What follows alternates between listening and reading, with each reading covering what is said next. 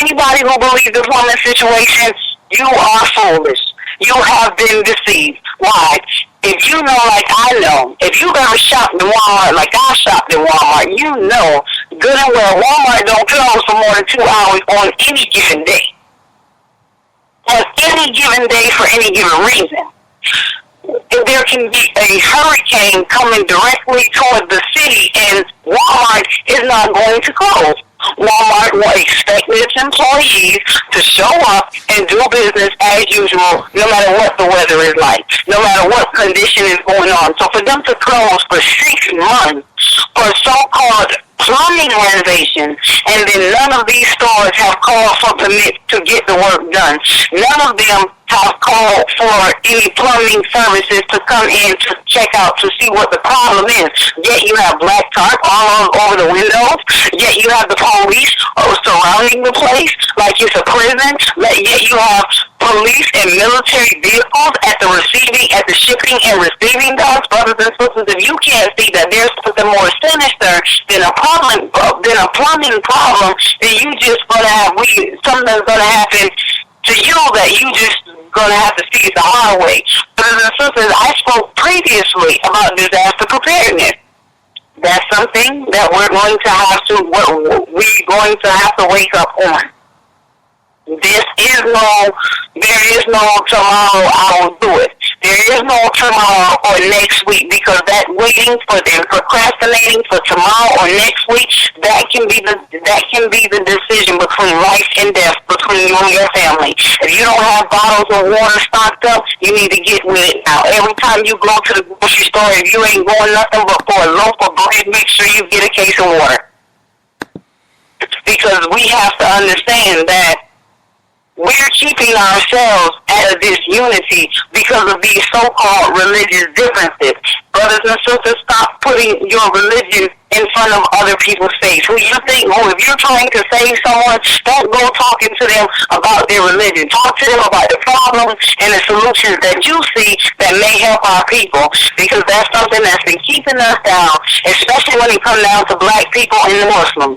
Why? Because they put this Muslims are terrorists and all this, but let me tell you something. The white man can say what he wants to in his propaganda about the newspapers and all of this, and these so-called Muslims are terrorists and all this extracurricular, but notice, them same Muslims that they call them terrorists and all this extracurricular stuff, the police that you see are shooting our people down, you know that they don't roll up on the FOI any type of way, right? You notice that they don't come to the Muhammad Mosque or any study group with the foolishness, right? Because they know, well, let's leave them lions alone. They will slay sheep all day while the goats sit around and watch. But the lions, they're not going to bother with the lions, because they know that those lions are the chosen people of God. And those sheep that's getting killed, those are the ones who, it's not just about, those are innocent people. But you have to look at it. In the Bible, it's prophesied that your children will suffer for what you do. So that child may have been innocent.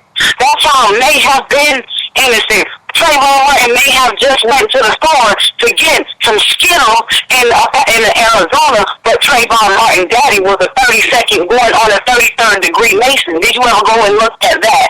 So you can't say, they're just killing us outright for no reason. No, the God of the universe is allowing this stuff to happen. He's allowing these wicked white people to release and show their anger freely toward us, because of every chance that we've been given to do something to save ourselves, we have rejected it. Our parents and our grandparents have failed us as youth. What do I mean youth? I mean those of the age 35 and under. Why do I say they failed us? Because when they had the chance to remain separated, they didn't. They wanted to integrate and go spend their money in white businesses. And that has set us back a whole generation of children.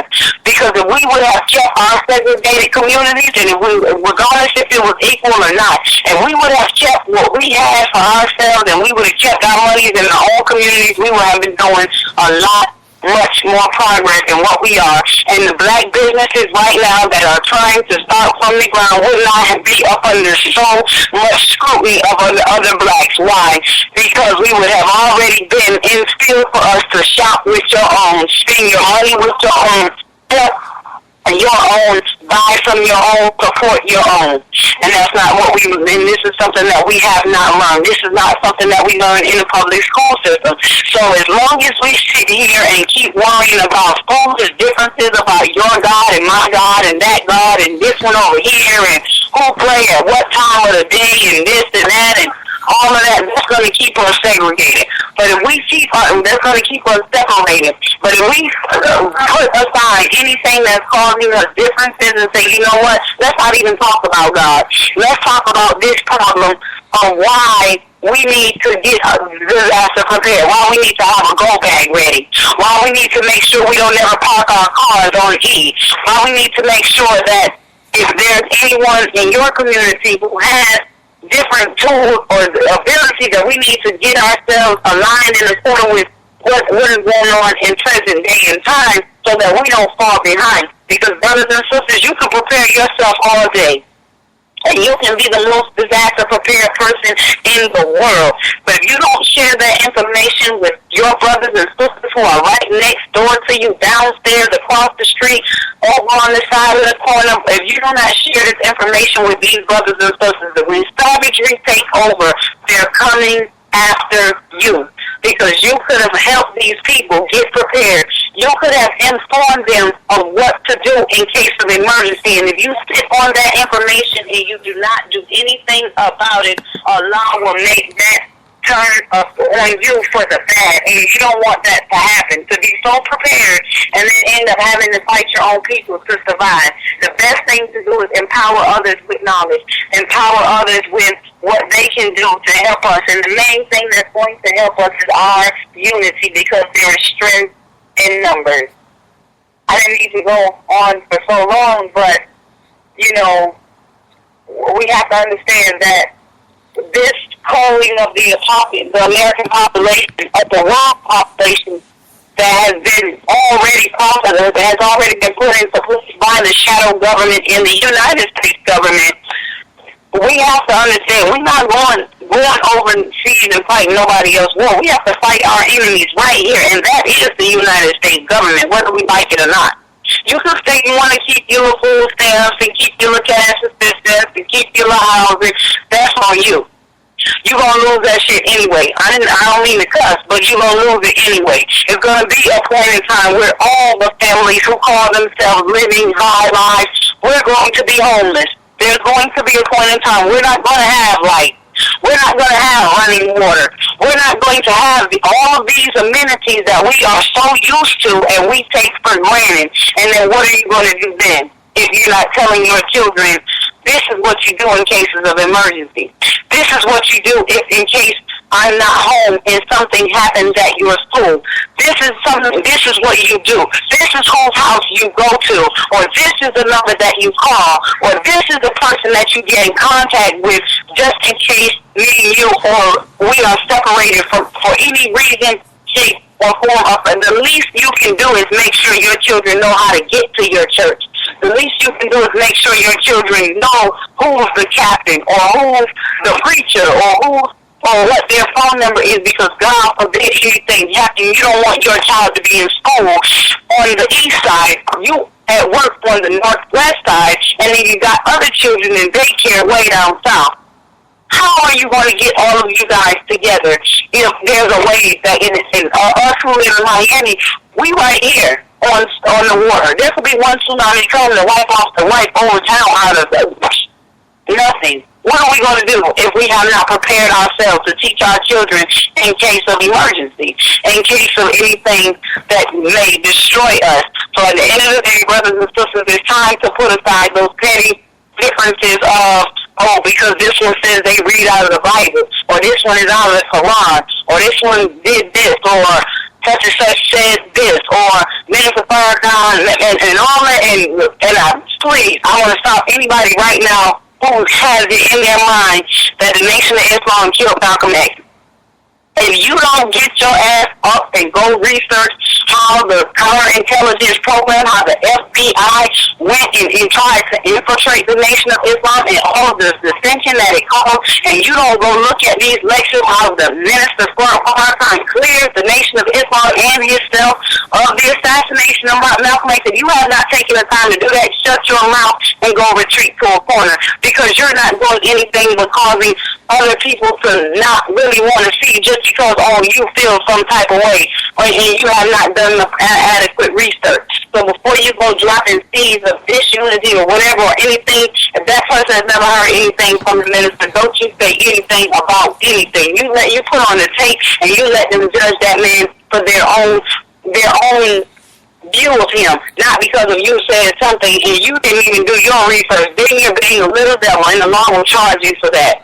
And I don't mean to go off, but I just felt that it might have been somebody who was talking about, oh, the Nation of Islam killed Malcolm X, and I just wanted to clarify that immediately before I went any further. And I thank you so much for giving us the opportunity, because, Brother Prince Muhammad, you have to understand, we didn't have an outlet to say what was on our minds about the current events and things that's going on. So for you to come to me and my husband and give us this opportunity to be able to speak to the people as best we know how, and to be able to give them something and be able to at least give a few more people blood off our hands, we thank you for that, because if it had not been for you introducing us to the Spreaker app and the whole, radio host and DJ thing, it probably would have taken us more time than what it has for us to acquire the number of listeners and everything.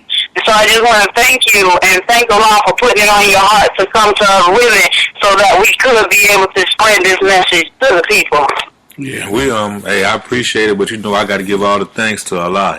That was, all this stuff came about just based off of that, off of all our conversations and everything that we talk about.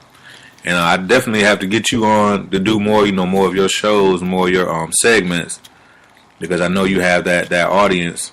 And the people they were waiting for you, but we had that little situation that came up. But we're back, and we will be coming with a lot more shows, a lot stronger, a lot more information, because as time is running short. We need to definitely get more people prepared for the things that are happening. And as we always say, you can't call us a liar if you don't do your own research. That's right.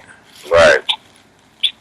And I want to say, I want to thank you all for being like so prepared, so well prepared. Every time I can call y'all, it could be 2 a.m, 3 o'clock in the morning, and y'all be ready, like, whatever it is. So I appreciate that.